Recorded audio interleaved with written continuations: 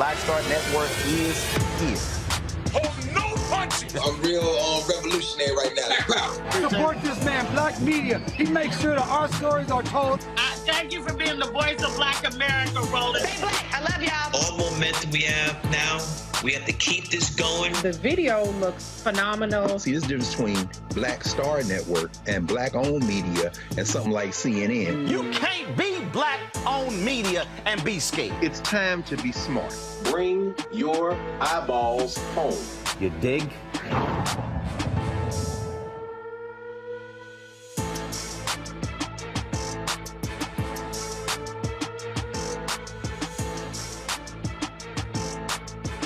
It's Wednesday, August 24th, 2022. I am Therese Garnier, sitting in for Roland today. And here's what's coming up on Roland Martin Unfiltered, streaming live on Black Star Network. Today, President Joe Biden detailed his plans to deliver on a campaign promise to provide student debt relief for millions of Americans. We're going to break this down. His plan with Massachusetts Representative Ayanna Pressley, Jared Bass, the Senior Director of Higher Education and Policy at the Center for American Progress, and economist Dr. Julianne Malvoh. The state of Louisiana is delaying the transfer of juveniles to the Angola prison campus on September 15th. But what is going to happen to them after the 16th? Well, one of the attorneys who filed the lawsuit to stop the transfer will be here to let us know. Later, we'll take a look at last night's primary election results, and we'll also get to talk to King Jaquell Martin, who faithfully served his country only to come home to be treated like a criminal. I'll speak to the Army veteran who chronicled his violent encounter with a white police officer in his award-winning film, A War on Friendly Grounds. Now, also in today's Tech Talk segment, you'll get to meet an author who found an amazingly creative way to expand the imagination and reality of children with 4D characters. Now, guys, you know what time it is. It is time to bring the funk on Roland Martin Unfiltered, streaming on Black Star Network. Let's go. He's got it. Whatever the biz, he's on it. Whatever it is, he's got the scoop, the fact, the find. And when it breaks, he's right on time and it's rolling. Best believe he's knowing. Putting it down from sports to news to politics. With entertainment just for kicks, he's rolling. It's Uncle Roro, y'all. It's Roland Martin, rolling with Roland now. He's funky, he's fresh, he's real, the best, you know he's Roland Martin now.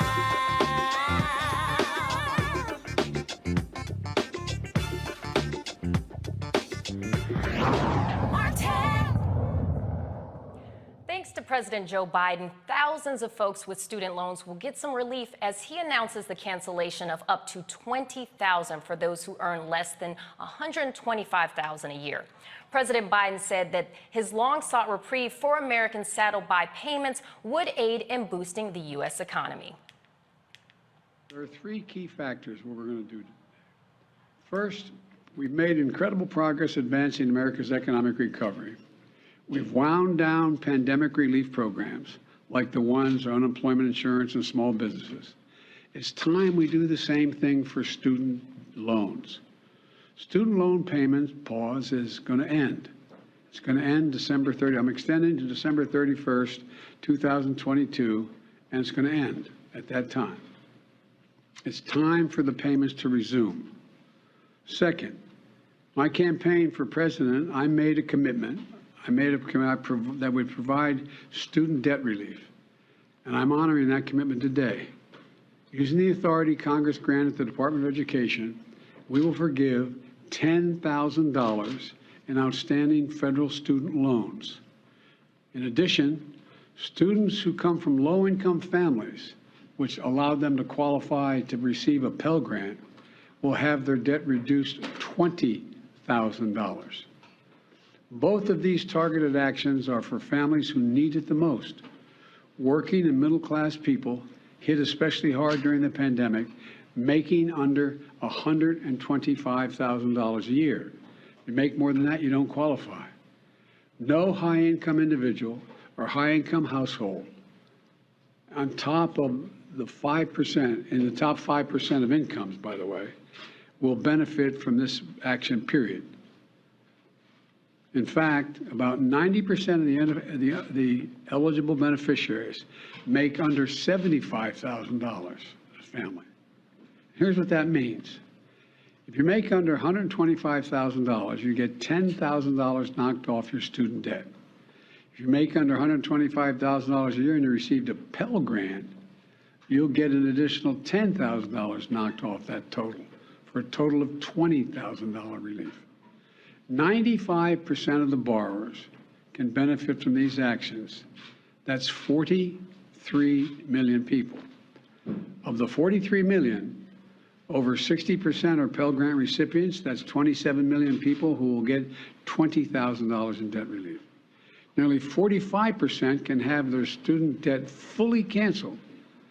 That's 20 million people who can start getting on with their lives.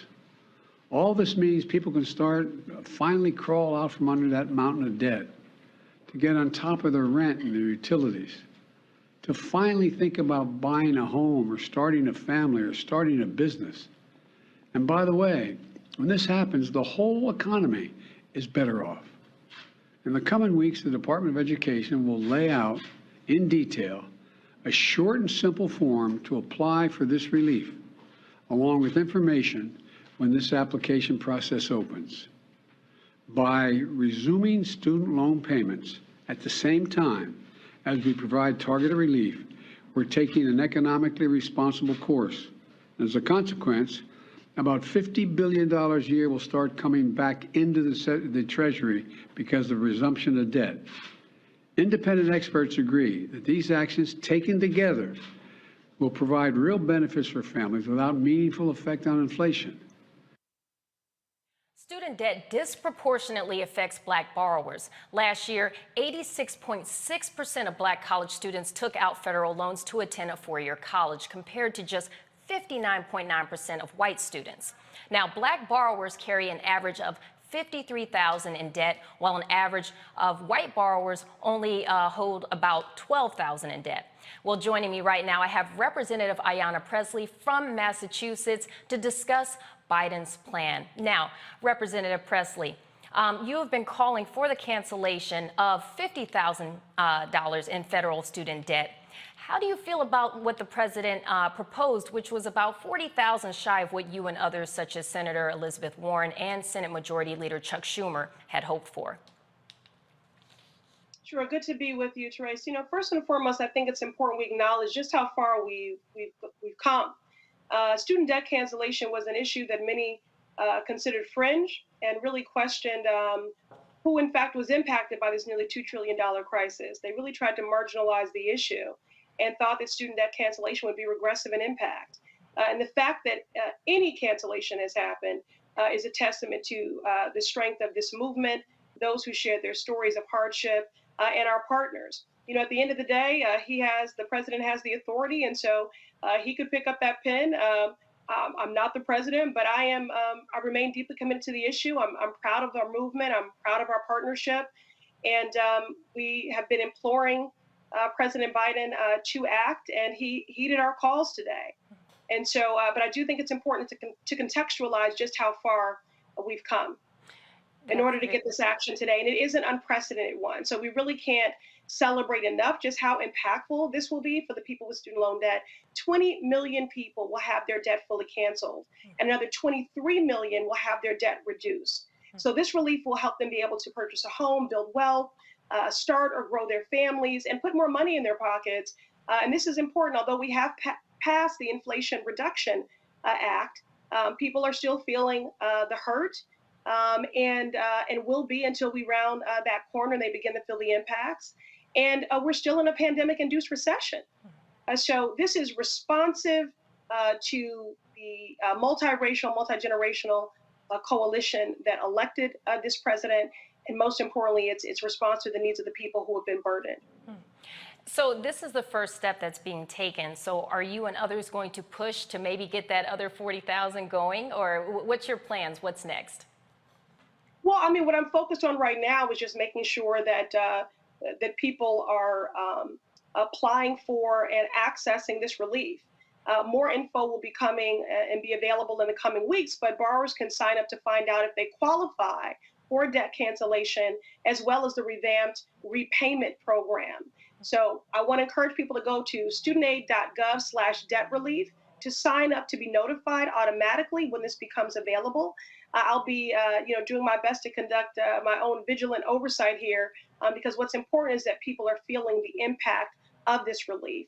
Again, this is a crisis that impacts people from every walk of life. Educators struggling to meet monthly minimum income, monthly minimum payments, seniors living on fixed incomes, 76 years old in my district still paying on student loans, parents who are paying their loans still and now paying their children's because they took out Parent Plus loans. So this is an economic justice issue. It's a gender justice issue because 2/3 of this debt is held by women disproportionately, and it is a racial justice issue. And that's why we've continued to push on this, because we know that this will help to narrow the racial wealth gap, and we know that Black students borrow at higher rates because of discriminatory policies like redlining, which have denied our families' ability to build generational wealth. So although there have been gains in income, we know that income is not wealth. And so our students borrow at higher rates and also default at higher rates. And so this is going to be meaningful and transformative, and it is going to be deeply felt. We have more work to do to address the root causes of affordability when it comes to higher education. And so we have to treat public higher education, invest in it as the public good that it is. We need to expand Pell Grants. We need tuition-free community college. And we also have to invest in our HBCUs, which have been chronically and woefully under-invested in. But no doubt about it, this is a meaningful and transformative moment, and I thank the administration for heeding our calls. And so you and others work very hard to help push this along. So thank you so much for all the efforts you put into this. And also thank you for joining us on the show today. Now, I would like to switch it over to two guests that we have as well as our panelists, piggybacking off what Representative Pressley had mentioned about how this could impact the economy as well as inflation. Well, joining me right now, I'd like to bring in Jared Bass, the Senior Director of Higher Education Policy at the Center for American Progress, and economist Dr. Julianne Malvoh, Dean of College of Ethics Studies at California State University, Los Angeles, to explain the cancellation, how this cancellation could boost the economy. So we're going to have you guys jump in and join us and tell us how can this impact our economy. If I can go to our first speaker, I'm sorry, I just lost y'all's names. Let's have Jared chime in and tell us how is this going to boost the economy? So, I think the Congresswoman already touched on that. Specifically, this will help borrowers to build wealth, purchase homes, start businesses, save for retirement. So definitely some economic benefits there. But also, specifically for Black borrowers, this is advancing racial equity. The president is, building upon and holding his commitment, his campaign promise to cancel at least $10,000 in student loan debt. And also, his executive order about advancing racial equity. And we're going to see that for Black borrowers through this action today. So, we're talking about narrowing the racial wealth gap, as well as, to help the economy, but also economic opportunity for Black borrowers in particular. There's some stats that I was able to find earlier today. There are some individuals, including the NAACP, the Congressional Black Caucus, that are seeking greater debt forgiveness. Now, the impact, according to Liberty Street Economics, found that forgiving the $20K per borrower would wipe out about $321 billion in student loan debt for a third of borrowers, which will be about 12 million people. However, some argue the extra money that consumers will have now, because they don't have that debt, to spend, that it could increase demand and actually accelerate inflation. So tell me a little bit about how you feel about those who make that argument. Well, I think the argument, frankly, is specious. I'm sorry, brother. I thought she was talking to me. But in any case, I think the argument is specious. I think that clearly people have more money, they will spend it, but they may also save it. One of the things that we notice about basically the heavy burden of student debt that so many young people carry, and some not so young people. Representative Pressley mentioned a woman in her 70s who is still paying student loan debt. But here's the deal. People who have student loans are basically delaying adult decisions. They can't buy homes. They also delaying employment decisions. They end up going to work somewhere that they don't necessarily want to work because they have to pay the student loan back. We in the public sector that are hurt, if you don't want to be a stockbroker but a teacher, but you can't afford it, think about the implications there as we're talking now about a teacher shortage. So by delaying adult decisions and by allowing your decisions to be basically shaped by the student loan debt, you're basically harming the economy. Now, to be sure, if someone gets $10,000 and goes to Disneyland, aggregatively, that may be inflationary. But if people use the money to reduce the wealth gap by doing such things as investing in a home, that will actually increase racial wealth. And that's been the issue. The racial wealth gap is a function of public policy over the years that has essentially systematically disadvantaged Black people. And we have to be clear about that. And so this is really, I'm very pleased. Of course, I'm with Congresswoman Pressley. 10 grand or 20 grand is nice.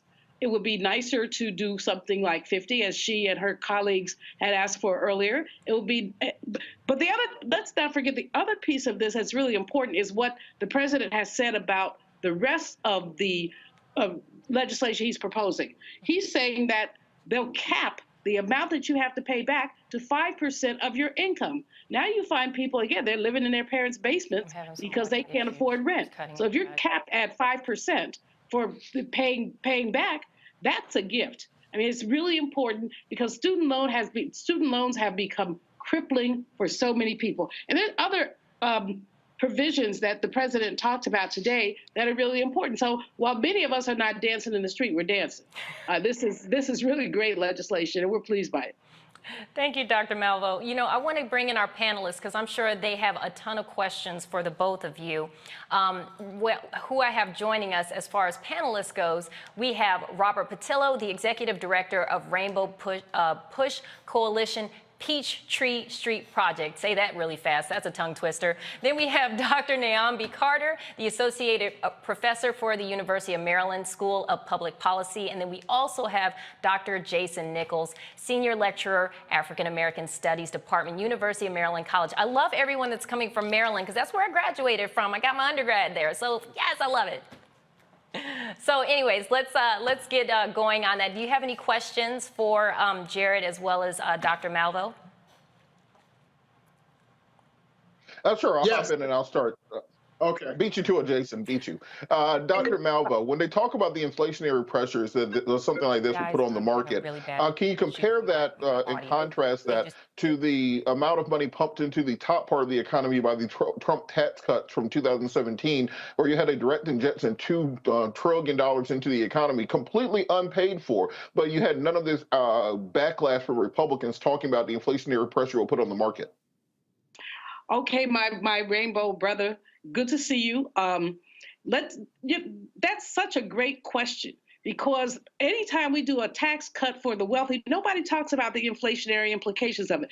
We just want to hook up these people because predatory capitalism essentially preserves capital. I think that if you contrast, as you say, the tax cuts that we've seen, there have been the Trump tax cuts. If you compare that to the small, understand how small this is compared to what was done for these multi-bazillionaires. This is small, that each individual might get $10,000. Some will get, about half will get 20. Anyone who had a Pell Grant will get 20 as opposed to 10, but that's not a lot of money. It's a welcome step forward, but we look at some of the debt that people have, it's not that much. I'll have to tell folks, I was formerly president of Bennett College for Women. And when students graduated, I wasn't supposed to, but I can tell it now, I've been gone 10 years. I used to look at what they owed just to get a sense of, because I'm an economist, get a sense of what's going on. And I found young people who owed as much as $80,000. We said the average debt is about 30 for Black women. Black women have more debt than anybody else. And it's higher, hitting on 40. But when I look through these, I see someone $80,000 in debt.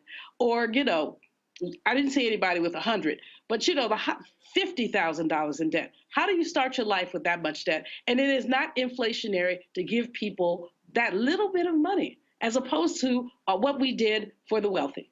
Thanks, Robert.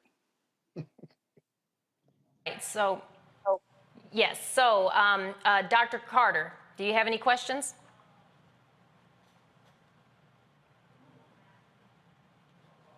All right, let's go on to Dr. Nichols. Oh, sorry. So firstly, I just want to say go Terps. But I also think that, you know, a lot of people have talked about the primary issue being the cost of education and not doing something about the cost of education and public education being the primary issue. I'm wondering for Dr. Malvoh and the other gentlemen, what do you say when people talk about moral hazard and the fact or the idea that if you forgive loans right now without addressing the cost and the rising cost of higher education, that later on people will take on debt and expect that their loans will be forgiven in the future? So I'm wondering what your response is to people who make that argument. So again, I think the speeches argument we've seen. Inflation event, you know, first and foremost, and then the president also mentioned this in his announcement that we're talking about debt relief being coupled with, you know, controlling the cost of college, holding institutions accountable. So those things all go hand in hand. Carter having audio issues. Is that what you guys said earlier? We also talked about this as well. You know, we released a report that talks about after the president cancels the debt, you know, we need to increase grant aid, but we also need to hold colleges accountable for poor outcomes, you know, especially predatory institutions that prey upon Black and brown borrowers, and also control the cost of college as well. So all of those things need to go hand in hand and go together. But that is really like, you know, a package deal. So we're seeing some of that come out in the, you know, analysis today from, you know, the fact sheet and from others and from the White House in the announcement. But all those things have to go hand in hand if we're going to move forward, prevent another student debt crisis, and especially a student debt crisis for Black borrowers. Dr. Malvoh? The cost of attendance used to be covered by the Pell Grant. The Pell Grant used to cover the entire cost of attendance. Now it probably covers about 30% of it. So one of the things that has to happen is that we've got to address the Pell, which has not significantly been increased in quite some time. I think that the brother who raised a question about the cost of higher education is also it's right on time. If we look at the cost of higher education, it's out 20% increase in 10 years, which actually has outstripped inflation in that same 10-year period. Why are universities charging more money? And part of it is, of course, universities have to, I'm putting my college present hat on here, if the gas prices go up, if lighting goes up, utilities go up, and you want to keep your faculty paid, costs add up. But when we look at some of these costs, they're not adding up that much. And so responsibility on the part of higher education leaders is very important. And another big piece of it is important is the issue of accountability. Are your students able to graduate? If not in 4 years, then in 6. But when you have people who cannot graduate, that adversely affects their credit, especially if they took out loans, student loans, and then they drop out of school, they still have to pay them. And so I think that when we're looking at all of this, we really have to look at this systematically and talk about the cost of higher education. I don't buy into the moral hazard argument, because what we've seen in the past 10 years is student debt going up, doubling really, $1.7 trillion. And so the most people don't want to take out student loans. They do because they have to. I just don't buy the moral whatever argument, but I know where it came from. Do any other panelists have any questions? Well, I think I do have a follow-up just on that point, because it seems that we only start talking about morality when it comes to money for poor people. When you were talking about the $1,400 for the stimulus program, we heard politicians saying, well, they might go out there and spend it on liquor and cigarettes and so on and so forth. And now we're hearing that, well, we give people student loan repayment, not full repayment, even just $10,000 or $20,000 off, that all of a sudden everybody's going to go start buying Gucci belts and everything and not invested in the economy. Is there very succinct Keynesian economic argument that says that because we're looking at 2 consecutive quarters of negative GDP growth, that this is actually the type of direct injection of capital into a market that would stem this housing downturn that we're looking at and actually stabilize much of the U.S. economy. Should that be the argument we're making as opposed to the moralistic argument? And it's for both of you, of course. I think we should be making the argument that you've made. I think there are other arguments that we can make. The moralistic argument is specious. Again, it's specious. Let's think about what happened when we basically bailed banks out. Did anybody say what's the morality of bailing a bank out? Their CEOs are still making multi-million-dollar salaries, or the auto companies that were bailed out because of COVID. I mean, they didn't cut their salaries, they didn't cut their benefits, they didn't cut their pensions. Nobody had anything to say moralistically about that.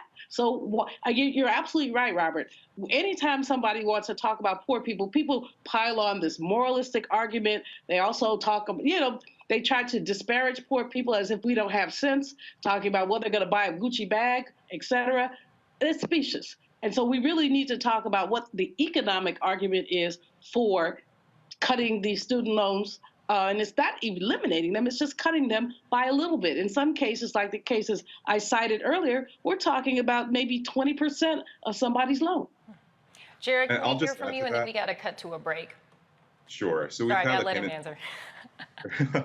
We've had a payment pause in place for over 2 years, and people during that period have used the money that they're not paying on their student loans to pay for things like rent, gas, save for retirement. And so that's actually what we're seeing from debt cancellation. It's not that people are going out and buying luxury goods now, nor are they going to use that money to go buy luxury goods in the future. They're actually going to go provide for their families and afford basic necessities, and also start small businesses, as the president said, save for retirement. CNBC article or analysis came out earlier this week saying that that's how borrowers are actually using the funding, actually using the money. So that is the benefit of debt cancellation, is really just using the money that we would be paying for student debt, which borrowers shouldn't have had to take out in the first place if we talk about morality, and then using that to actually afford basic needs. This is such a great discussion, and I want to say thank you so much to Jared and Dr. Malvoh for coming on and giving your input on that. We do have to cut this short and go to a break, so for those of you who are watching right now, you are watching Roland Martin Unfiltered on Black Star Network. We'll be right back. Thank you. When we invest in ourselves, our glow, our vision, our vibe, we all shine. Together, we are Black beyond measure. Hatred on the streets, a horrific scene, a white nationalist rally that descended into deadly violence. White people are losing their damn minds. As an angry pro-Trump mob storms the U.S. Capitol, we're about to see the rise of what I call white minority resistance.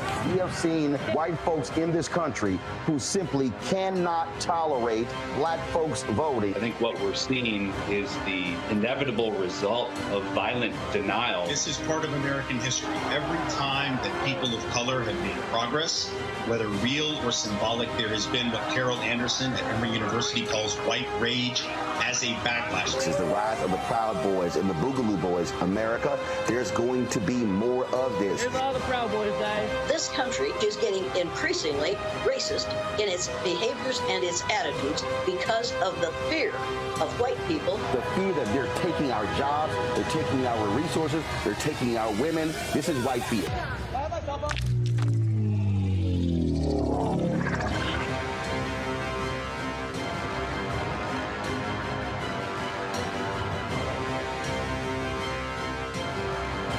When we invest in ourselves, we all shine. Together, we are Black beyond measure. Pull up a chair, take your seat at the Black Table with me, Dr. Greg Carr, here on the Black Star Network. Every week, we'll take a deeper dive into the world we're living in. Join the conversation only on the Black Star Network. When you talk about blackness, and what happens in Black culture. We're about covering these things that matter to us, speaking to our issues and concerns. This is a genuine people-powered movement. There's a lot of stuff that we're not getting. You get it, and you spread the word. We wish to plead our own cause. Too long have others spoken for us. We cannot tell our own story if we can't pay for it. This is about covering us. Invest in Black-owned media. Your dollars matter. We don't have to keep asking them to cover our stuff. So please support us in what we do, folks. We want to hit 2,000 people, $50 this month, raise $100,000. We're behind 100,000, so we want to hit that. Y'all money makes this possible. Checks and money orders go to P.O. Box 57196, Washington, D.C. 20037-0196. The Cash App is $RM Unfiltered. PayPal is R Martin Unfiltered. Venmo is RM Unfiltered. Zelle is roland@rolandsmartin.com. We're all impacted by the culture, whether we know it or not. From politics to music and entertainment, it's a huge part of our lives, and we're going to talk about it every day right here on The Culture with me, Faraji Muhammad, only on the Black Star Network. I'm Chrisette Michelle. Hi, I'm Chaley Rose, and you're watching Roland Martin Unfiltered.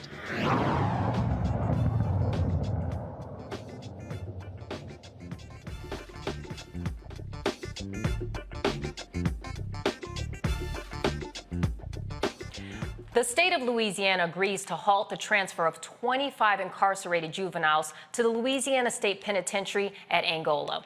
Earlier this month, Louisiana Governor John Bel Edwards said moving the juveniles from a Jefferson Parish detention center to the adult prison would reduce the population at the Bridge City Center for Youth near New Orleans until a more secure youth facility can be built or renovated. Edwards said the move would be a solution to the rise in violence, mismanagement, and frequent escapes from the state's juvenile lockups. Attorneys for the juveniles plaintiffs, the ACLU of Louisiana, and other advocates filed a lawsuit to stop the transfer to Louisiana's most notorious prison. Tuesday, attorneys for Governor John Bel Edwards and the Louisiana Department of Corrections agreed with the plaintiffs' attorneys to delay the plan to transfer the youths until September 15th. Well, here to tell us now what the state plans to do on September 16th is one of those attorneys, Ron Haley from Baton Rouge, Louisiana. Welcome to the show. Hey, good evening. Good evening. So tell me a little bit about the importance of this lawsuit and how the whole process of why you filed it and why this was important. Well, listen, under no circumstance should any child be transferred to any adult facility, let alone the Louisiana State Penitentiary that has a history of civil rights violations and human rights violations. As of right now, as we speak, there's a lawsuit in the Middle District of Louisiana filed by inmates at LSP for such civil and human rights violations. Yet we're supposed to believe that LSP is somehow now going to care for these children that would be housed there. I also believe that it's a slippery slope. You are arbitrarily picking a handful or two handfuls worth of youth offenders to be placed there, but who's to say it's going to stop there? Now, I was doing some research on this, and I know that you had stated that by taking these 25 to 50 juveniles and sending them away, that was lacking due process. So can you kind of explain what you meant by that statement? Well, listen, anytime there is a transfer from a juvenile charge to an adult charge, let me give this example. Let's say it's a 16-year-old that is accused of the crime of murder. And in the state of Louisiana, if you're accused of the crime of murder and you're under the age of 17, that case could be transferred to adult court. But you have to have a hearing before that case is transferred to adult court. I think you could make the analogy that if you're going to arbitrarily move these kids from a juvenile facility and place them at an adult facility, that at the very least they should have some type of due process, that it should not be some arbitrary decision by some administrator that would decide, okay, well, these kids are the ones that need to spend the rest of their time in Angola. You make some very valid points. Let's bring in our panelists. I'm sure they have some questions for you as well. And for those who are just now tuning in, I will tell you who our panelists are. We have Robert Patillo, the Executive Director, Rainbow Push Coalition Peachtree Street Project, Dr. Naomi Carter, Associate Professor of the University of Maryland School of Public Policy, and we also have Dr. Jason Nichols, Senior Lecturer, African American Studies Department, University of Maryland College. So we're going to go on ahead and start off with Dr. Nichols. What questions do you have on this topic? So thank you for being with us. My first question is, are there no other juvenile facilities that these young men could have, or young people could have been shifted to rather than taking them to Angola? Was that like, is that the state's argument that there are no other facilities within the state that could house 25 other young people? Essentially, that's what they're saying. And to that, I say, shame on you, state. You should have seen these problems come from years and years ago. However, you've done nothing to fix the infrastructure within OJJ. You have done nothing to switch the model that should go towards a more restorative approach. Instead, you're taking a very punitive approach, similar to what you do in adult courts. And the fact that the facilities that are currently in place are not up to code or not fit for these juveniles, do not punish them by sending them to Angola. Fix your problems. Thank you. You make some valid points, but I would also like to point out as well that these juveniles were going to be transferred to a facility that will not have adults in with them. So I wanted to preface it for that, but you make the argument that regardless, that these juveniles need to receive that due process regardless, because they are not adults, even though they're being transferred to a facility that won't actually have adult prisoners in it. So I wanted to preface it with that. Dr. Carter, do you have any questions? Yeah, so I want to thank Attorney Haley and the others who are doing this extraordinary work. What is the argument for transferring juveniles to an adult facility in the same state that won't allow juveniles to make decisions about their body where abortion is concerned? Moreover, with the restorative justice approach, has that even gotten any consideration? Because I know they say they won't be in facilities with adults, but can we even trust that there's an infrastructure there that would house children and only children in this case? So there are a few questions in there. I'm sorry for that. No, absolutely. And listen, it piggybacks on what I was going to say. Yes, they say that on Angola's grounds, there's going to be a separate facility where these kids are going to be. My issue with that is this. Today, the federal court judge, Judge Shelley Dick, ordered, when we had the status conference on Tuesday, that the plan of action on how they're going to house these children, how you're going to meet their needs, were supposed to be delivered to plaintiff's counsel by the end of the day today.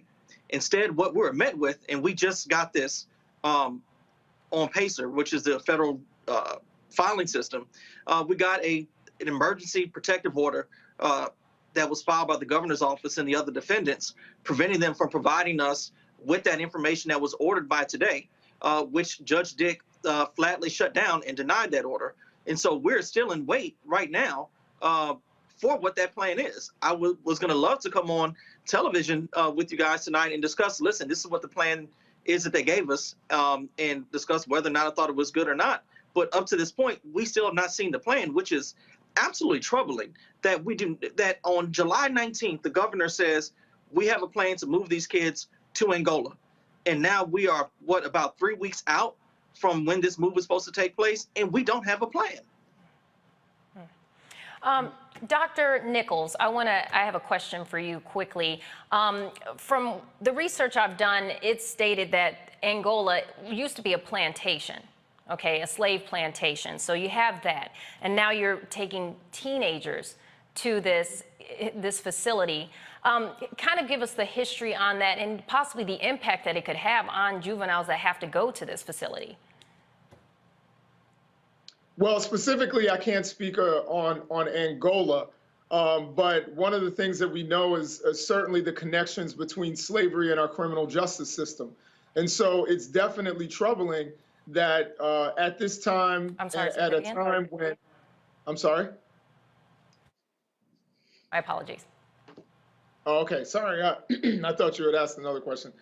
At this time that we would transfer young people into an adult facility. We know the dangers. We've already seen the dangers of having young people anywhere near adult people, and just the stigma of being in an adult facility when you are a juvenile, what that can do. There's plenty of studies out there that say that. So again, particularly in a state like Louisiana, which has a history, we can go back to convict leasing and many of the things that have happened in states like Louisiana.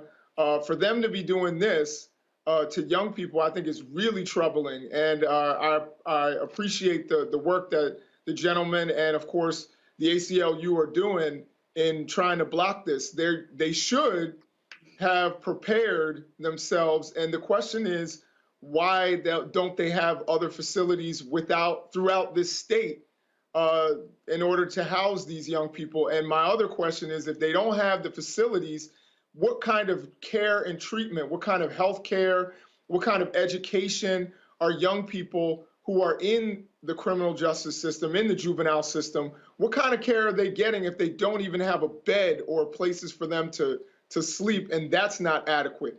They're probably not getting other things that we expect for juveniles so that when they get out into society, they can be productive citizens.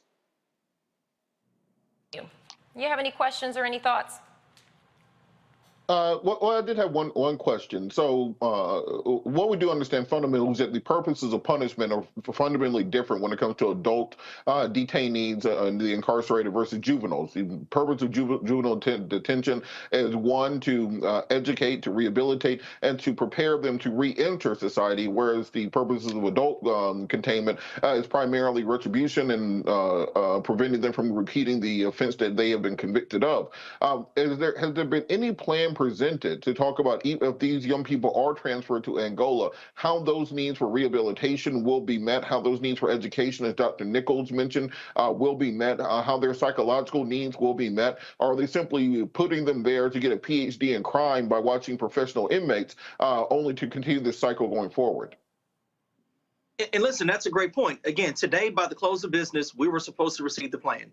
Plaintiffs' counsels were supposed to receive the plan so that we could hire our own juvenile justice expert to go actually inside Angola to see if the plan would actually work and render a report. Yet, as we are talking today, now, I don't have a plan in my possession, which leads me to believe there isn't a plan, that this is something that is just being developed as it's going, shooting off at the hip. Man, we can't shoot off the hip with kids. This is an absolute atrocious. I think this is grossly negligent. The fact that this is even considered placing them at LSP, and the fact that despite a judicial order ordering that plan to be delivered to us today, we don't have it.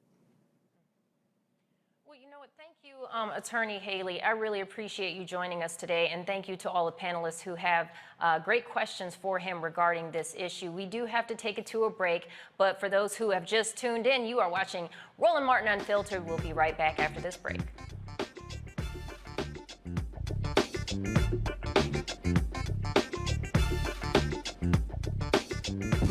When we invest in ourselves, we're investing in what's next for all of us. Growing, creating, making moves that move us all forward. Together, we are Black beyond measure. On a next A Balanced Life with me, Dr. Jackie, our kids are going back to school. After 2 years of disruption, thanks to COVID, are we ready? How to help them to prepare, and what are the warning signs that our children are showing us? Social, emotional, physical. All of these stressors and anxieties will be impacting our children. They'll be facing new challenges, anxieties, and emotions.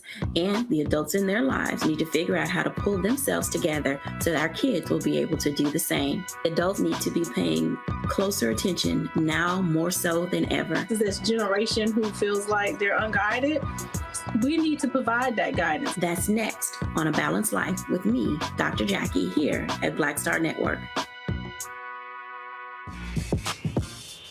When we invest in ourselves, our glow, our vision, our vibe, we all shine. Together, we are Black beyond measure. When you talk about blackness, and what happens in Black culture. We're about covering these things that matter to us, speaking to our issues and concerns. This is a genuine people-powered movement. There's a lot of stuff that we're not getting. You get it, and you spread the word. We wish to plead our own cause. Too long have others spoken for us. We cannot tell our own story if we can't pay for it. This is about covering us. Invest in Black-owned media. Your dollars matter. We don't have to keep asking them to cover our stuff. So please support us in what we do, folks. We want to hit 2,000 people, $50 this month, raise $100,000. We're behind 100,000, so we want to hit that. Y'all money makes this possible. Checks and money orders go to P.O. Box 57196, Washington, D.C. 20037-0196. The Cash App is $RM Unfiltered. PayPal is R Martin Unfiltered. Venmo is RM Unfiltered. Zelle is roland@rolandsmartin.com. I'm Bill Duke. This is Diala Riddle, and you're watching Roland Martin Unfiltered. Stay woke.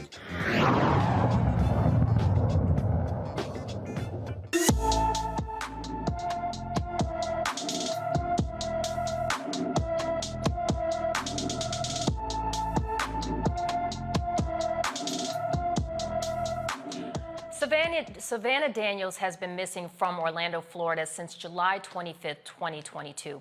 The 15-year-old is 5'3", weighs 115 pounds with black hair and brown eyes. Anyone with any information about Savannah Daniels should contact the Orange County, Florida Sheriff's Office at 407-836-4357. Again, that's 407-836-4357. Now, in Florida, the stage is set for who will go head-to-head in the midterm elections. Now, the most recent watch race will be for the Florida Senate seat. Representative Val Demings won last night by a landslide to become the state's Democratic nominee, vying to unseat Senator Marco Rubio. Governor Ron DeSantis will face off with former Governor Charles Crist. Newcomer progressive Gen Zer Maxwell Frost is up against Republican Calvin Wimbish. The two are running to fill Val Demings' seat. Now, if Frost wins, he'll be the first Gen Z member of Congress.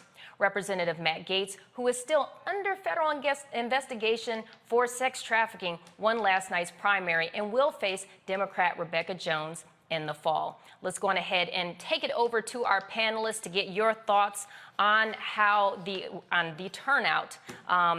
Let's go on ahead and kick it off with Robert. What's your thoughts? Well, I think what we did see is a very clear distinction going on in both the midterm elections and going into 2024, which is you had Democratic candidates running on actual issues, running on reality, running on a platform of student loan reform, talking about deficit reduction, inflation reduction, what has been done on infrastructure, the various legislative issues that President Biden's been able to get pushed through in the past month or two. You know, there was a very low spot in the Biden administration over the summer where people really did think that the Republicans were going to have a red wave going into this fall. But with these recent string of victories, they've definitely turned that around. In the meantime, if you look at some of the commercials coming out of DeSantis and coming out of some of the other Republicans running, J.D. Vance and Dr. Oz and Herschel Walker, the standard bearers of the Republican Party, they have gotten farther and further disconnected from reality. And I think that's going to show itself going into this fall elections. I think a perfect touchstone to that was today during President Biden's address about student loan reform. One reporter was able to shout out and get a question into President Biden before he left the room. And instead of asking a question about student loan reform, about the deficit, about inflation, he asked, did you know about the FBI raid in Mar-a-Lago? Because in their minds, that is where the American people are. And I think that disconnect between them and actual fundamental reality is what's going to help people like Val Demings and Raphael Warnock and Fetterman and Ryan and Charles Booker and Mandela Barnes around the country, Cheryl Beasley, to pull these races out. And I think Democrats might end up actually gaining seats in the Senate as opposed to the predicted loss that it normally happens in a midterm election. Mm-hmm. Dr. Carter, what's your thoughts?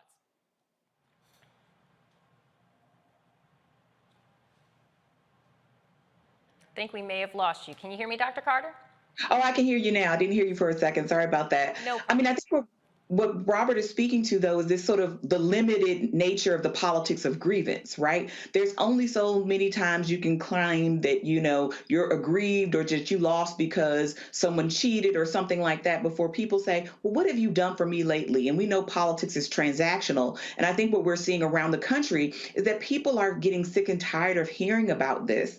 And I think, with the abortion laws that we've seen in a lot of places like Kansas, like Louisiana, like Florida and other places, that is really pushing a lot of, I think, women in particular, white women. I don't think we talk enough about white women and their support of the Republican Party, who may have been sort of moderate Republicans, maybe even tepid, right, Republicans, being pushed in directions that they didn't think that they would find themselves in because they didn't like that vote on abortion. And I think we're also seeing, with what's happening with, the student loan reform and other things, that Democrats actually have a good shot at the midterm elections in ways that we didn't think they did a few months ago. So I think if they can keep applying the pressure, I think if they can keep using the social media, and as we talked about last week, the messaging, most importantly, I think Democrats can pull off some really important upsets around the country. Dr. Nichols? Yeah, I'm in agreement with both panelists. I think I was really happy to see Maxwell Frost pull it off in Florida. It showed that progressive ideals are not dead. The other thing was New York 19 was a really big victory when Pat Ryan pulled that out. It showed that a message that worked, particularly surrounding Roe. And it shows that Democrats can still win swing districts. I think it was really, we keep talking about Democrats gaining seats in the Senate, but they could potentially keep the House. I mean, it's going to be an uphill climb, but I think it's very possible if they can pull out those kinds of victories like they did in New York 19. I think Val Demings has a good shot against Rubio. I think there are others that I think are a little more difficult. Tim Ryan against J.D. Vance is going to be a difficult race, no matter how far J.D. Vance is from the mainstream. We got to remember that Trump won Ohio by 8 points, so it's going to be an uphill climb. But I think Democrats still have a very good chance in all of those races. I was happy to see some of the results, but I also want to, I don't want to be a Debbie Downer here, but we have to remember that Laura Loomer, who is a white nationalist, an anti-Muslim white nationalist, got 44% of the vote in her district during the primary. I mean, that should be really disheartening. I mean, she came within a stone's throw of becoming the Republican nominee in a red district. So I think it's, we still have to remain very vigilant. We need to remind the American public of the dangers of some of these candidates that we see, particularly in these kind of swing states like Arizona. I don't know if we still consider Florida a swing state, but Florida and Ohio and Wisconsin, there are some really dangerous people on the ballot, and we certainly need to remind the American public the importance of voting in this upcoming election, and certainly in 2024 as well. I had a follow-up for Dr. Nichols. So, Jason, you talked a little bit about that J.D. Vance versus Tim Ryan race there in Ohio. It's what we've seen is there have been very few people able to kind of recreate that Trump magic, able to carry that Trump water. We see DeSantis doing his best, kind of cosplay impression of Trump. He had the Top Gun ad that dropped this week where he pretended to be a fighter pilot that was cringeworthy, and he talked about his war on wokeness. Do you think that it's actually possible for anybody to recreate that kind of Spengalian type of hold that Trump has on the party? Because it doesn't seem to be transferable to other people. They just come off as crazy, whereas Trump is crazy but endearing for some reason to his base. Well, I definitely think that, nobody is Donald Trump. Nobody has the hold over Republicans like Donald Trump. I do think one of the things that's benefiting Democrats is not only talking about policy, like you and Dr. Carter just pointed out, but also just how incredibly bad the Republican candidates are. You and I talked about this on your radio show on WAOK, that Herschel Walker, who said don't we have enough trees, in response to a question about climate change. Like, these are really historic. Dr. Oz, who's talking about crudité. I had to Google it. I didn't know what crudité was, and I'm supposedly a coastal elite. I'm a PhD coastal elite. I don't know what a crudité was. So the whole thing is, these are historically bad candidates, and that gives Democrats a chance. But I really think, J.D. Vance is a literary star. He is somebody who claims working class roots from Ohio, even though he's been an investment banker probably longer than he was ever working class. And he worked for Peter Thiel, where he gets $10 million, a quarter from that guy. But yet it's about the legend that he puts forward. And the last poll I saw had him a little bit ahead of Tim Ryan, 45 to 42. So it's going to be tough. I don't think any of them is Trump. And to be honest, I hope Trump wins for the 2024 race, because I think DeSantis is more difficult a matchup for any of the people, the Democrats who are coming up, because of the fact that DeSantis can make himself seem, he doesn't have the legal issues, and he can make himself more endearing to the center. And that's what scares me, those people with those conservative values who are turned off by Trump's tweets and Trump's, a brashness. DeSantis, I think, could be attractive to them. So I worry more about DeSantis, and I hope Trump actually does keep that hold. Some very, very good points. Thank you to our panelists, Robert Patillo, Dr. Nyambi Carter, and Dr. Jason Nichols. Moving on, a Oregon man connected to a white supremacist support group pleads guilty to a hate crime and false statement charges for his participation in the assault of a black man. Randy Smith stood before a judge in the U.S. District Court for the Western District of Washington and admitted to attacking a Washington State DJ because of his race on December 8, 2018. Now, Smith said that he and some of his fellow support group members beat the black man who was serving as a DJ at the local bar because he believed the DJ was being disrespectful to the members of the white supremacist groups. The men repeatedly punched, kicked, and stomped the black man while calling him racial slurs. Smith also pleaded guilty to making false statements and unlawful possession of a firearm. Smith's sentencing is on November 18th, and he faces up to 25 years in prison. Now, you are watching Roland Martin Unfiltered. We will be right back right here on Black Star Network.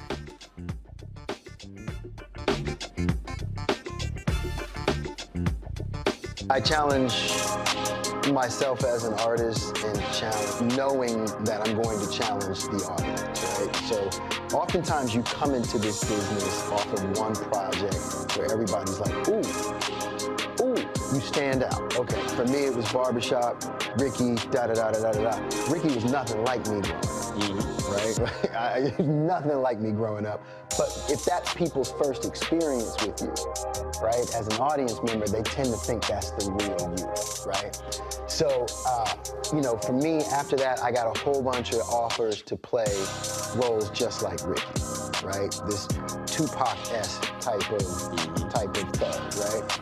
And I just said no over and over again. And then you keep trying to do other things. And then I went through a series of romantic movies and romantic leads, and I always try to bring some sort of gravitas to those roles. And then it was like, okay, well, but before I get into all of that, let me hit y'all with, For Color Girls, and, step outside of the realm of, what you expect of me to do as an audience member in terms of being this romantic lead and everything. Because I didn't get into this business to be the romantic lead, that dude. Like, I didn't get into this business. You can get locked in. You can totally get locked in.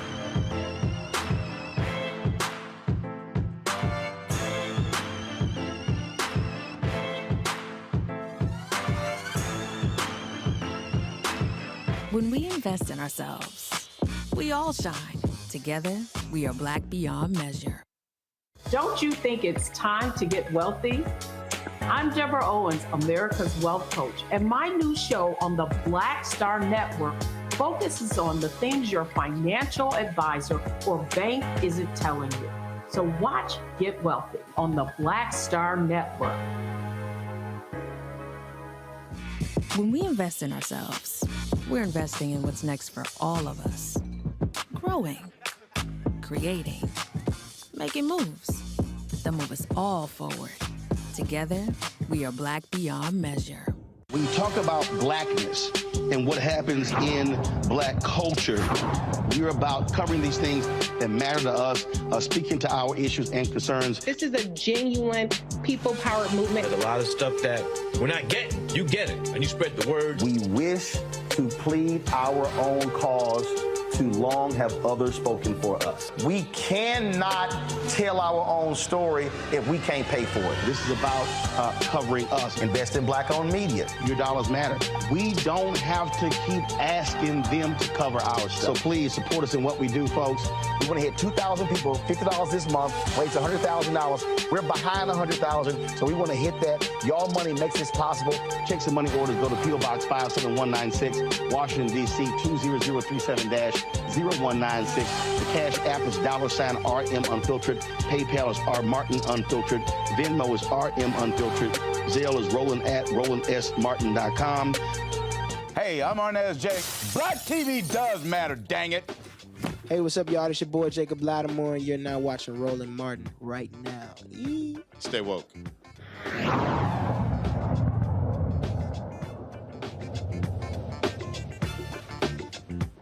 You are watching Roland Martin Unfiltered. I'm Therese Garnier filling in for Roland today. And joining us, we have King Jaquell Martin, an award-winning director, actor, motivational speaker, and most importantly, Army veteran. Hi, King. Thank you so much for joining us. How are you today? Amazing. How are you doing today? Thank you. I am doing wonderful. I'm doing wonderful. Before we get into the debut of your film at the Chinese Theater in Hollywood, let's backtrack a little bit and talk about what happened to you that inspired you to make this award-winning short film, which is called War on Friendly Grounds. Okay, so I used to be in the United States Army. I was wrongfully assaulted by Officer Benjamin Fields. Officer Benjamin Fields is the same officer who assaulted the young lady at Spring Valley High School. So after seeing Fruitvale Station, shout out to Ryan Coogler and Michael B. Jordan and Colin Kaepernick taking a knee, I wanted to tell my story. So I went to film school. I reached out to a couple of people, did some interviews. I wrote a book entitled A War on Friendly Grounds, and I was able to turn the book into a short film. Now, I want to go a little bit more into the situation and how you ended up being attacked by this officer and how this officer wasn't fired and somehow made his way to a different state and ended up attacking a teenager while she was sitting in her desk in a classroom. So tell me a little bit about what the circumstances around how he came to attack you. Okay, so I was on my way home from work. I was stationed at Fort Jackson, South Carolina. I lived maybe about 2 miles away from the base. I was living in Quail Run. On my way home, there was an officer who was named Benjamin Fields, who was already in the neighborhood. He was supposed to be out there looking for a white male flashing little kids. But what I found out was that he wound up finding me going towards my house. And as I was going towards my house, I acknowledged him by nodding my head. In his police report, he took it as I was teasing him by nodding my head. Now, where I'm from, nodding your head is just a gesture or a way of saying hello. So I get out my car, I walk to the door.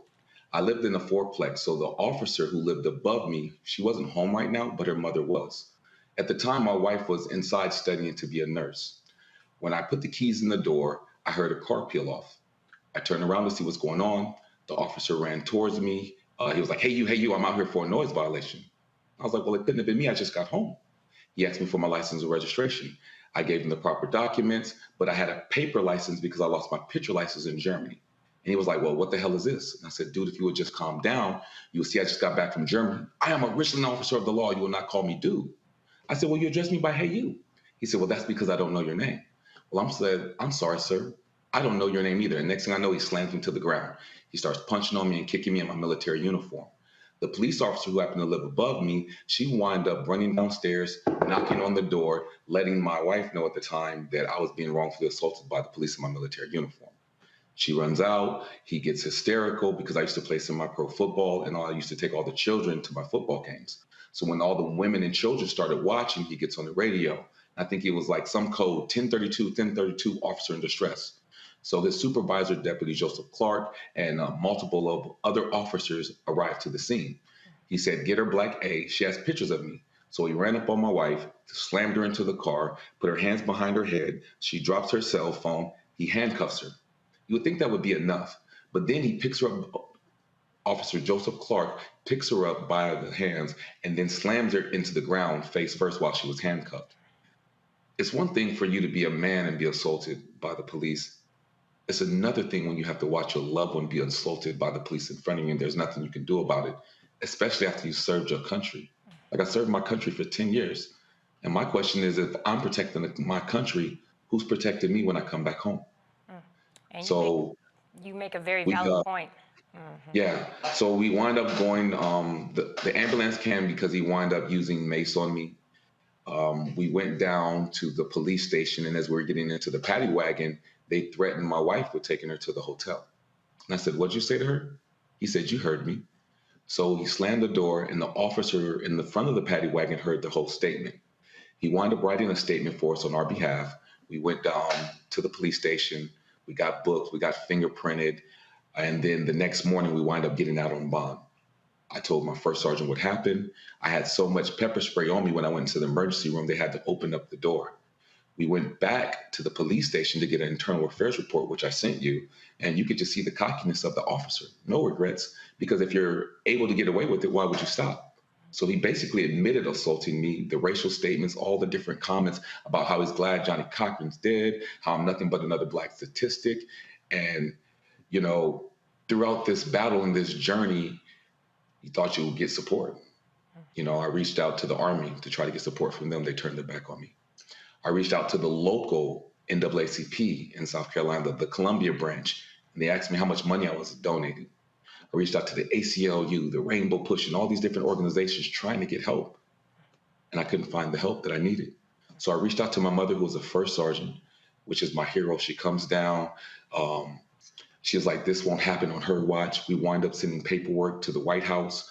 Then we took the paperwork to this post general because they put me out the military with a 0% discharge. The general changed it and gave me a 70% discharge. Now, the problem with the discharge was the same people who did my medical evaluation were the same people that I was writing a report against. So I didn't even get a fair discharge out the military. It took me 4 years to go to court. We were found not guilty on all charges. The judge basically cried on the stand because of how bad the officer was lying and his cockiness because he was being protected by the badge. When it was time for the civil suit, my attorney, Mr. John Mobley, basically tricked me out my civil suit and said, if I drop the assault charge, we can make so much money here if I just drop this charge. And he'll represent me pro bono. So when I signed the paperwork, they wound up throwing my case out. So I've never had my day in court for my civil suit. When Tashiana went to court, basically the head juror admitted to, the judge admitted to knowing the head juror. The head juror's dad helped build the courthouse. And that's when I looked in a moment, I said, this is rigged. This ain't about justice. This isn't a fair opportunity because the judge is supposed to know no one in the jury pool. So she no longer wanted to fight, which I understand. And I became the little engine that could. I kept fighting, I kept fighting, I kept fighting. I wrote the book of War on Friendly Grounds, which is on Amazon. And then I went to film school and I turned the book into a short film. It's amazing what you were able to overcome. I mean, just the thought, you know, there's been an uptick in attacks against service members in uniform by white police officers. And I know I had talked to you about this before. I witnessed my own father, who was a Marine, who actually flew President Obama around. I was 5 years old and he was taking us to Disney World. And I had to watch white police officer call him boy, pull a gun on him, and I'm sitting in the backseat bawling my eyes out, screaming, please don't shoot my daddy. And to this day, I still get anxiety when I see an officer. You know, just that thought and the fact that you were in uniform. There's just no excuse for that, you know? And so that the fact that you were able to overcome it, you weren't able to get justice in the judicial system. However, I feel like with this release of your film at the Chinese Theater on Saturday may have helped with some of that justice. Now, that being said, in 2020, your film, War on Friendly Grounds, began winning every film festival you submitted to. So what do you feel helped propel your film, and what do you feel contributed to its success? I think timing is everything. And right now, if you look at America, we're in a place where we have to have some healing. No one's coming to save us. We are seeing this more often because of social media and because it's being posted all over the world where people can see. We had George Floyd's situation. And the crazy thing about it is, before George Floyd lost his life, may he rest in power and love, we had made the movie A War on Friendly Grounds. And in the process of that, we just wanted to tell the truth, because I know I'm not the first, nor I'm the last person that this will happen to. And so what I realize is that I'm my ancestors' dream. And what I mean by that statement is somebody prayed about me a long time ago. So the freedom that I have right now comes from all the sacrifices that they did before me. And so my question is, for me, what will I do for the future? And how will I honor the past for all the people who have lost their life, who continuously, marched, who got waterboarded, who, like the Toluga Nine, shout out to them. I spoke to, I did an interview with, I can't think of his name right now, Lord. But I did an interview with one of the members from the Toluga Nine, and they did the first library sit-in. And when he shared with me how they prepared him for the library sit-in, that he was so nervous that he had his book upside down. But it was something that has never been done before. But he knew it was something that had to be done. So for someone like that to sacrifice his life for someone like me, I feel like that's what I'm doing right now in this moment. And I feel like A War on Friendly Grounds is not just a movie, but it's a movement. And it's an opportunity for us to show up and start having a conversation about how we can heal and build a bridge between the public and the police. And on that note, let's go on ahead and play your trailer for the film so that way people can get an idea of what it's about. Thank you guys. I really, really appreciate this. So, I'm not really big on speeches, but let's have some cake. Come on.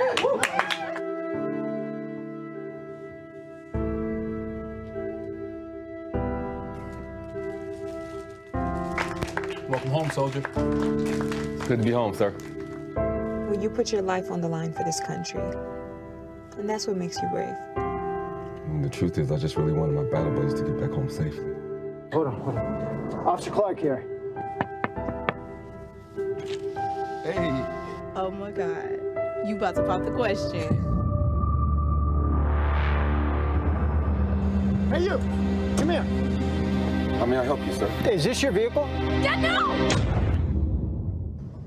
And I want to know, will you marry me?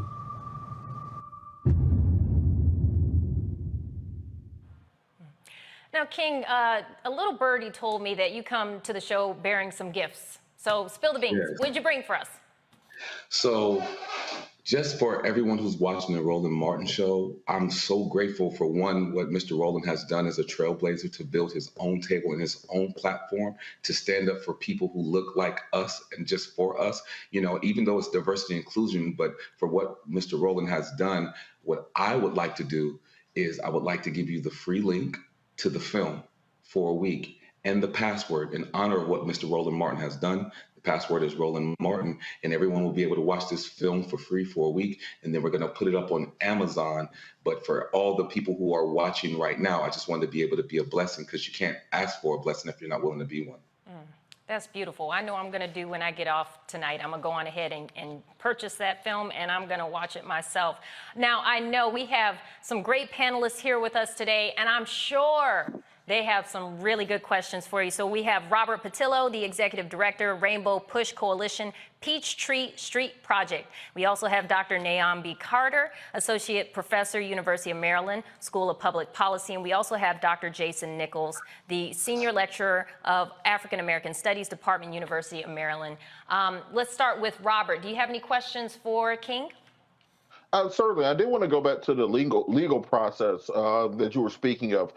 So when kind of break down a little bit, I may want to reach out to you after this. So what happened between the civil suit where you said they tried to convince you to dismiss it and you signed off on it, but then you weren't able to refile? Can you kind of explain that part of the story a little bit? So basically, when you don't know the law, people can take advantage of you.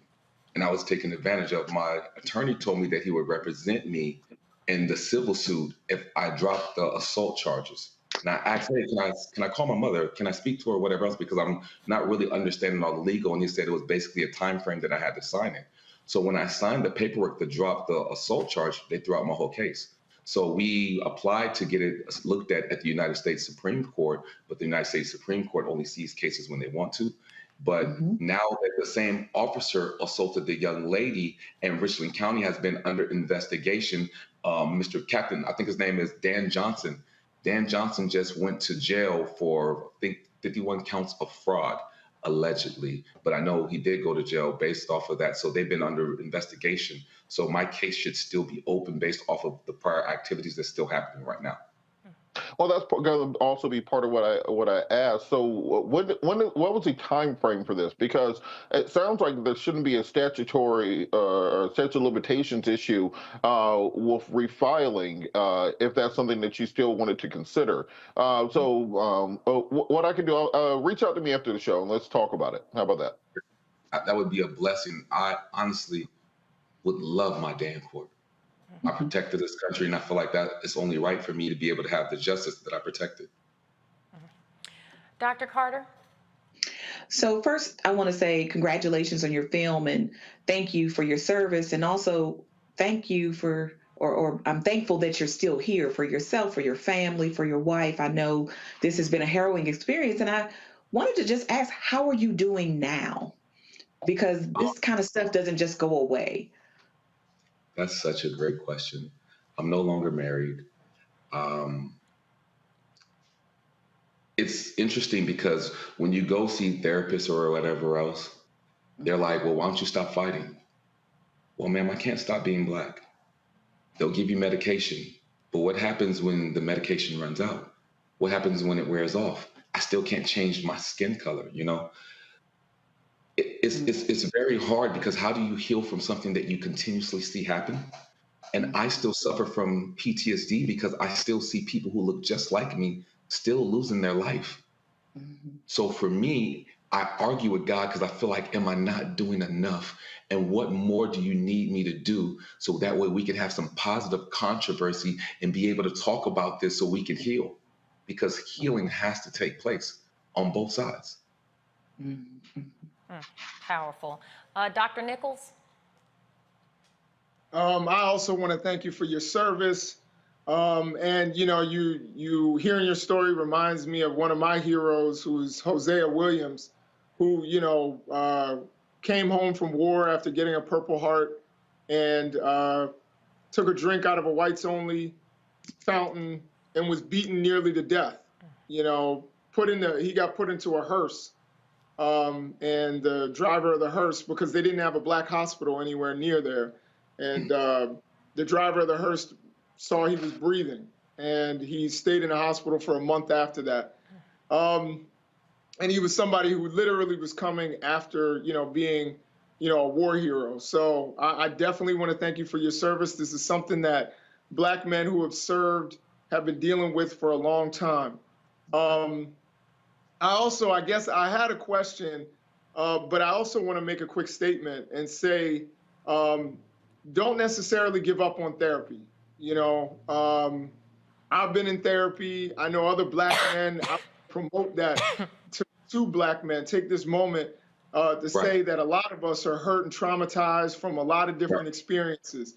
And the other thing I'll say is, you know, we oftentimes talk about white cops, but I've had experiences with Black cops too. So I think this is about the experience of Black men who are put into these positions, Black men and women, and sometimes, unfortunately, children who are put into these positions. And it's about the power structure. And sometimes that power structure includes, you know, Black people in uniform, unfortunately.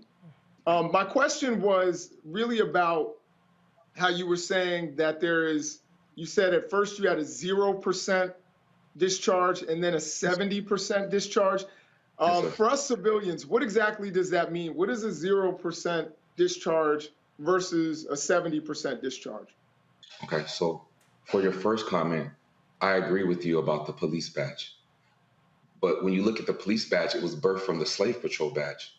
So how do you root out racism from something that was born from something that was racist? And if we can have like sexual harassment training for businesses, why wouldn't we have sensitivity training for police officers so that way they would understand the neighborhoods or the people that they're working with? You know what I mean?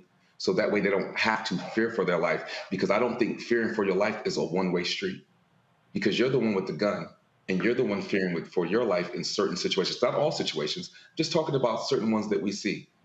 And then you're saying you're resisting arrest. I'm getting hit. You're punching me, you're macing me. You don't think as a human being I'm gonna react, that I'm not gonna be scared? So I think the fear for your life thing, I think that should be a two-way street. And there's a difference between being a bully and an officer, because when you're not following your training, you're no longer an officer. And if you're no longer conducting yourself as an officer, then you should be tried as a civilian, because you're not conducting yourself in your police training. Because as a soldier, if I go to war and I don't follow the Geneva Convention Code, I can be looked at as a traitor. Well, I think those same rules should apply on our land, just not foreign land, but right here in America just as well.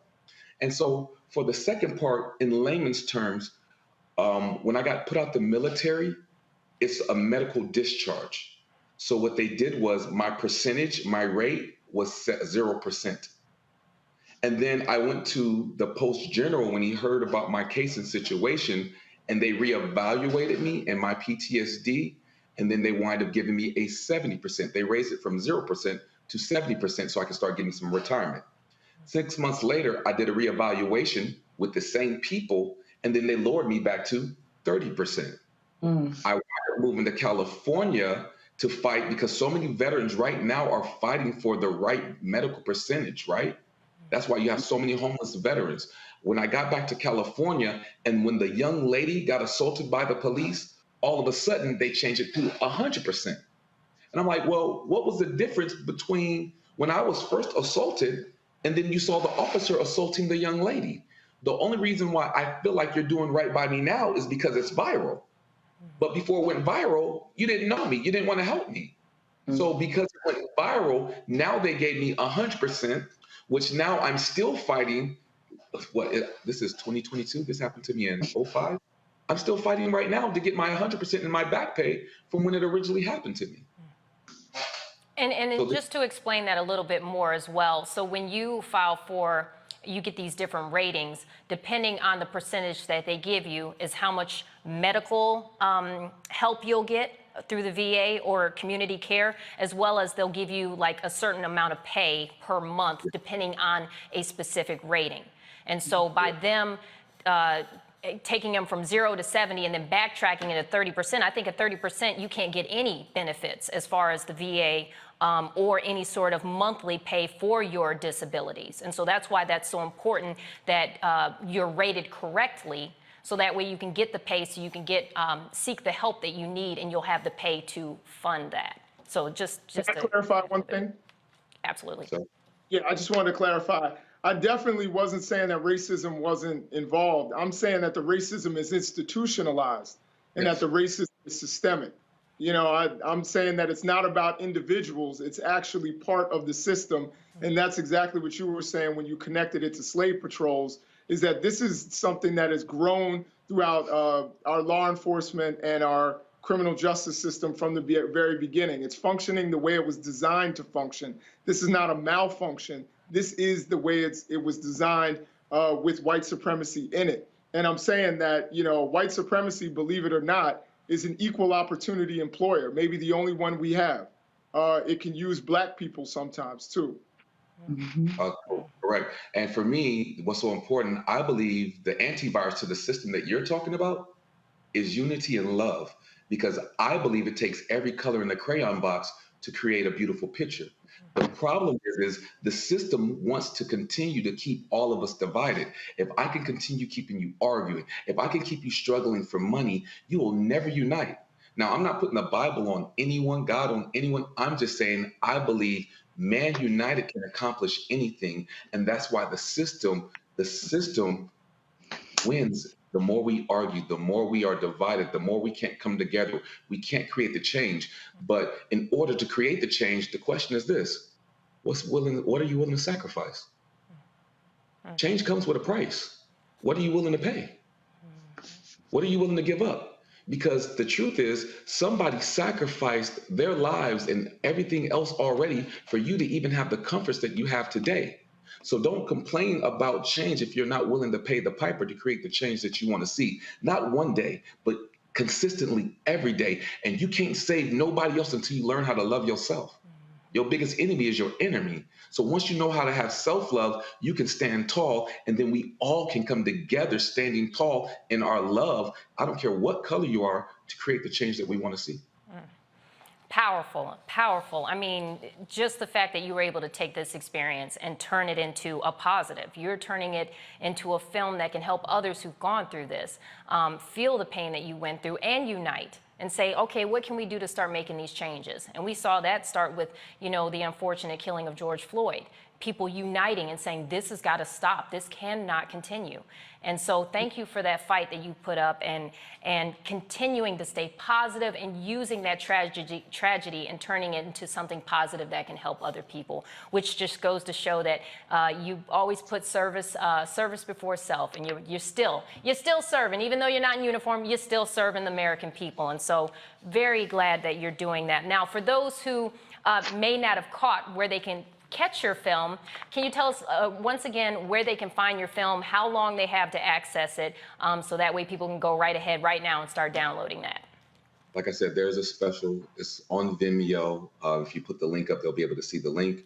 The password is Roland Martin, because he is a trailblazer, and this man has sacrificed to build the platform to report the news to us, the truth. And that's why I named it Roland Martin, in honor of him, for it's my way of saying thank you. I appreciate everything that you've done, who you are, and people might see your platform, but they don't know the race that you ran to build your platform. So I honor you, King. I thank you, King. I appreciate you. I love that. That's beautiful. So folks, check out the link that's on the screen right now. This is only for you. So everyone that's viewing right now, you are the only ones that have access to his film right now. So please show some support. Check it out. It's a great film. You should definitely check it out when you get a chance. King, also, thank you so much for joining us and sharing your story. And again, I just find it so commendable, and just hearing your story, like I was trying to fight tears, because I'm like, this is just beautiful how you're able to turn that. Folks, you are now watching Roland Martin Unfiltered on Black Star Network. We're going to take it to a break, but don't forget to download his clip on Vimeo. We'll see you after this break.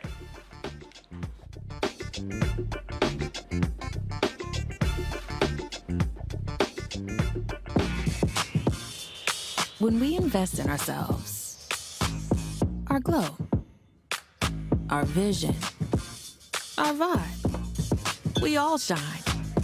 Together, we are Black beyond measure. Hatred on the streets, a horrific scene, a white nationalist rally that descended into deadly violence. White people are losing their damn minds. As an angry pro-Trump mob storms the U.S. Capitol, we've seen We're about to see the rise of what I call white minority resistance.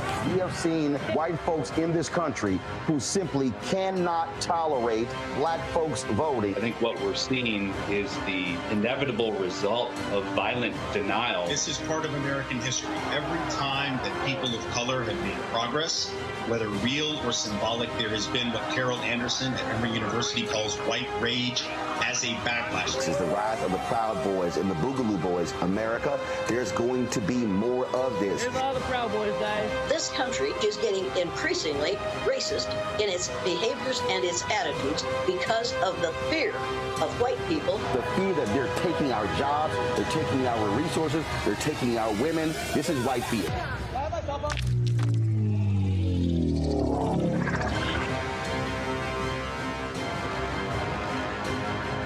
When we invest in ourselves, we all shine. Together, we are Black beyond measure. Hey, I'm Amber Stevens-West. Yo, what up, y'all? This is Jay Ellis, and you're watching Roland Martin Unfiltered.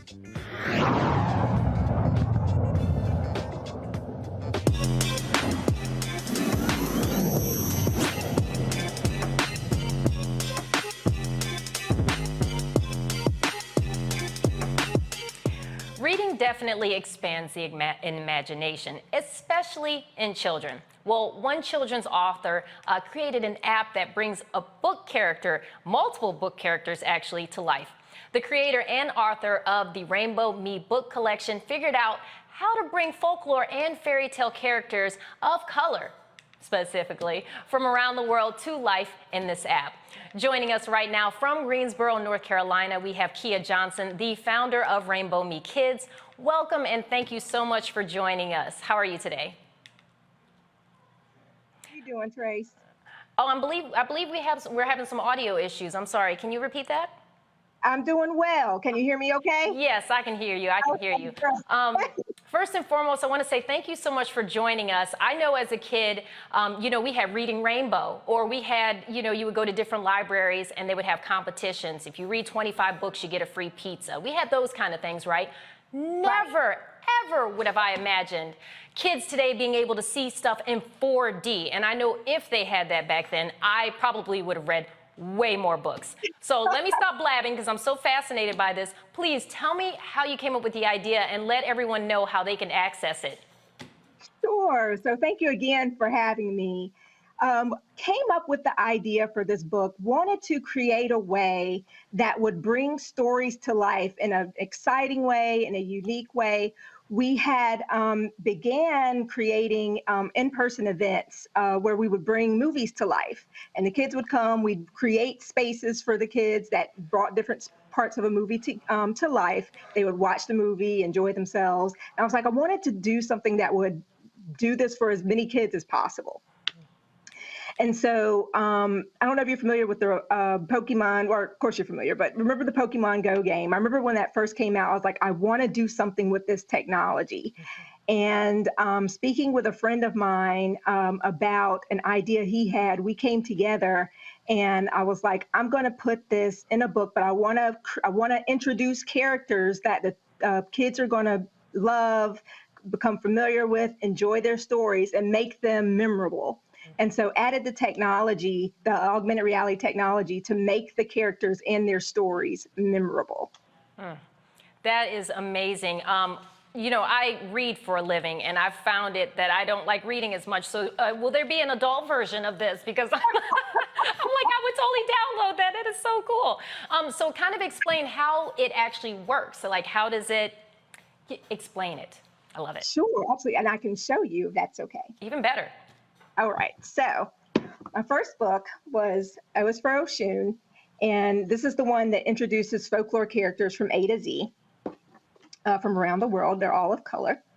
And we have an app, the RainbowMe Kids app. You can download it. It's right here in the corner. You can download it from your app store. Once you finish reading the book, I'll turn to one of my favorite characters here, which is A is for Affion, the proud princess. Select the book, then you take your mobile device. I am a princess. Who do you want to marry? Anybody. And then I was tricked. My story is from the Akan people of Ghana. And that's it. So every character gives more, shares a little bit more about their story and their countries of origin. One question that parents always ask is, does it read the book? No, the app does not read the book for the children. You still have to read the book to get the concept of the book. This is just a really, really cool pop-up feature that introduces each character. And so we have 26 characters in our first book. And then we have a second book, How Kofi Amiro Became the Hero of Amiro. And this book is the complete story of the K character in O is for Oshun. Wow. So these are our first two books, two more books in the coffer, and we have 26 characters, so we have 26 books coming down the pike. Wow, that's amazing. And for those parents that ask that, they're trying to get out of reading to their kids. They're like, does it read to them so we don't have to? Oh my gosh. We still want the kids to read because that's how they learn.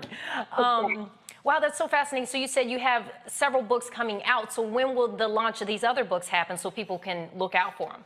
We have the next two books, which is Gamara, the Giant Princess, and Damani Di Manzana and the Hungry Trolls. Both of those will be coming out next year. Excellent, excellent. And so for those who are interested in purchasing some of these books, and you said you can just go on a regular app store to get the app, where can they go? What's your website? You can go on RainbowMeKids.com. I love it. I'm going to be going on it. I don't even have kids. I have a dog. I'll just get it just to play with my dog with it. For cousins, nieces, nephews. I love it. That is so impressive. I'm very impressed by that. So I wish you the best with your books.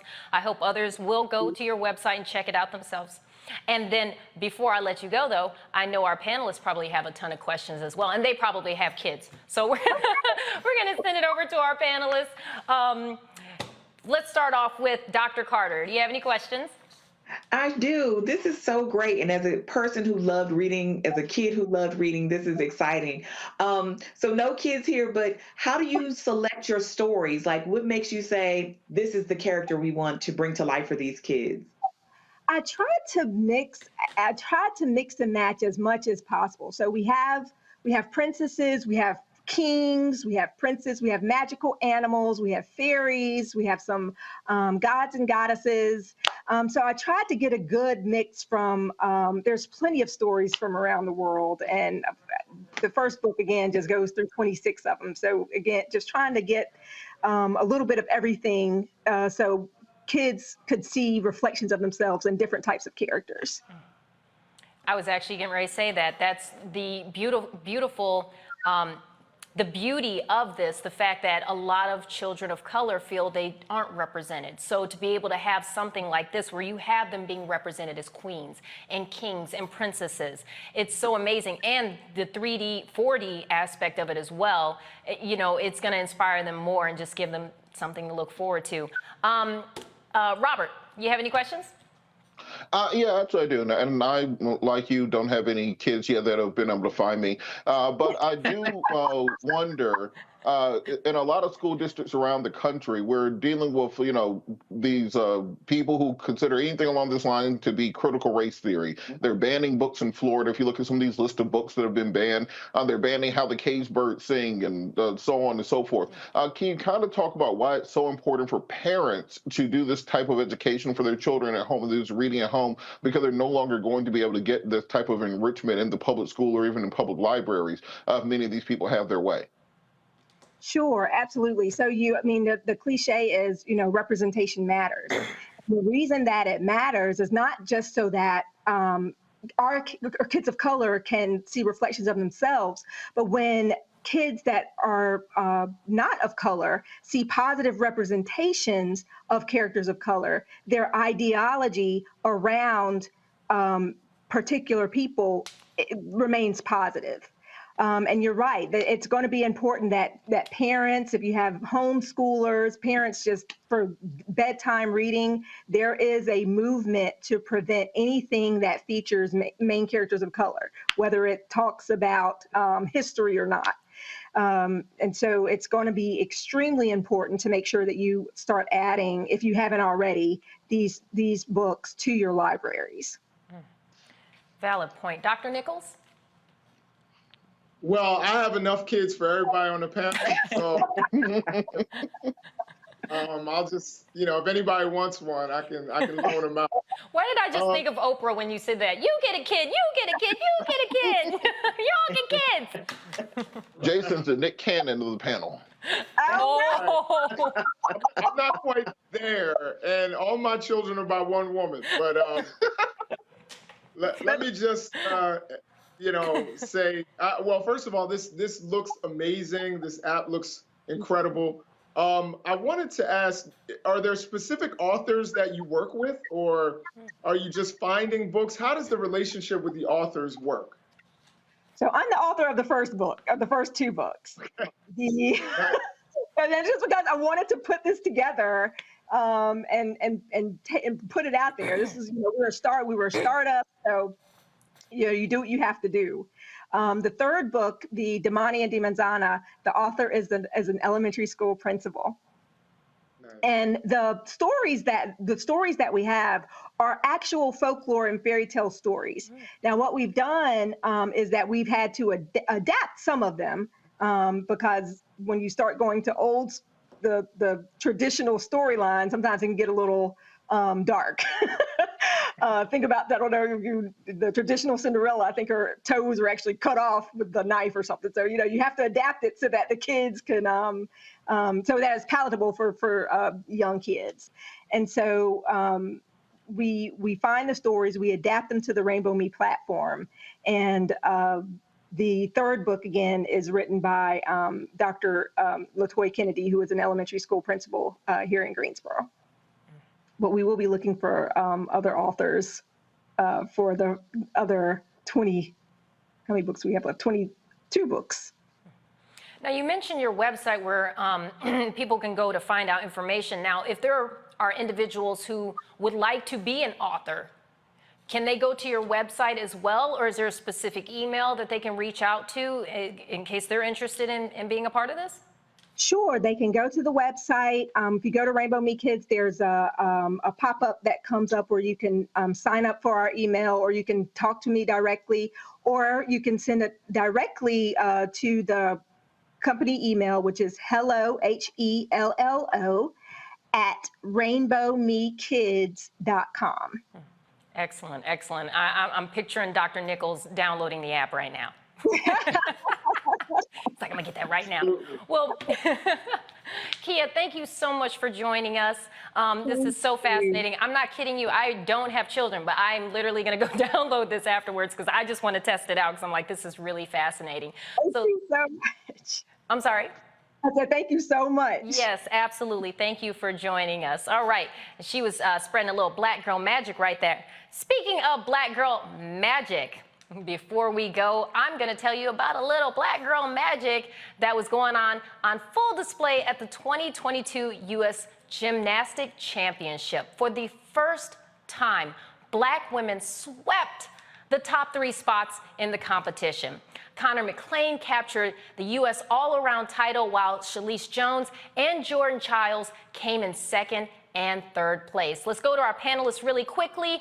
What do you think about that? I mean, this is just great. All right, let's start off with Dr. Carter. What do you think about that? Well, look, I mean, I think Black athletic talent is undeniable. I mean, there are very few sports, where you don't see Black athletes dominate. And I think it's also important, that we consider women athletes in the same way that we think about men when we talk about the greats. I think for many people, we only think of like Serena Williams, right? She's the woman who's sort of broken through the cultural zeitgeist and is regularly mentioned as one of the greatest athletes of all time. But I think when we see these young women, and we know that there's another generation of young Black women who are extraordinary athletes, who are very capable. And I think this just brings a smile to all of our hearts when we see things like this. So true, so true. Robert.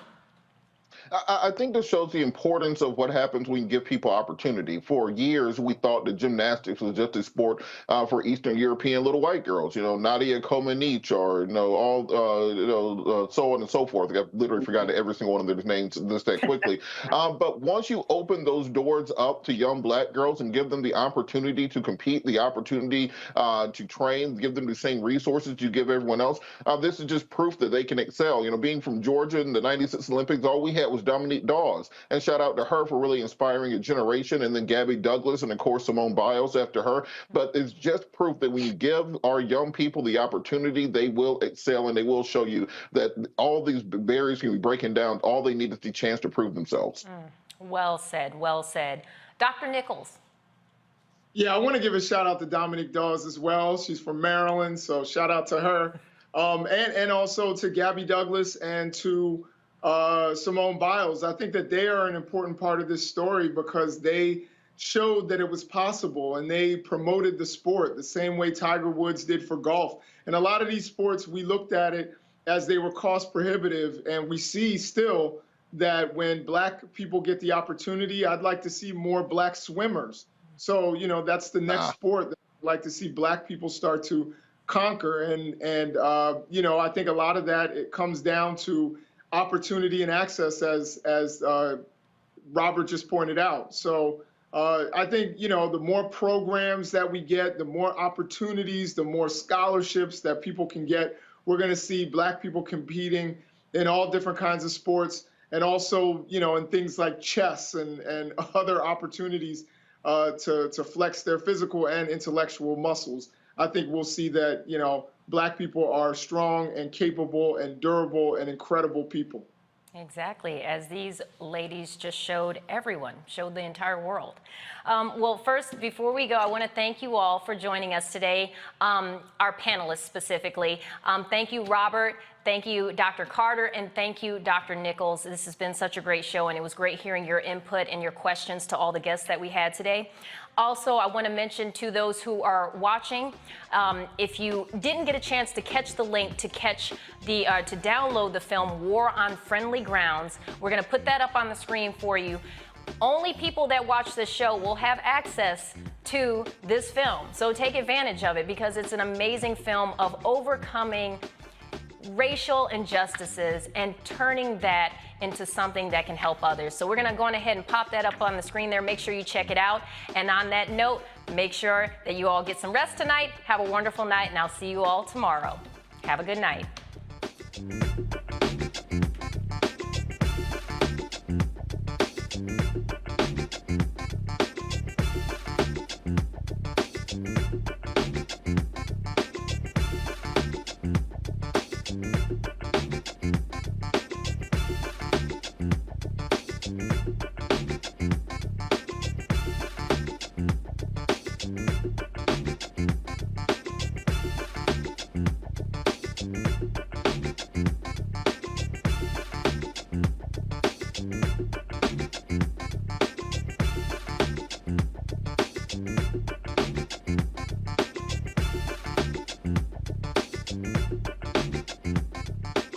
When you talk about Blackness and what happens in Black culture, we're about covering these things that matter to us, speaking to our issues and concerns. This is a genuine people-powered movement. There's a lot of stuff that we're not getting. You get it, and you spread the word. We wish to plead our own cause.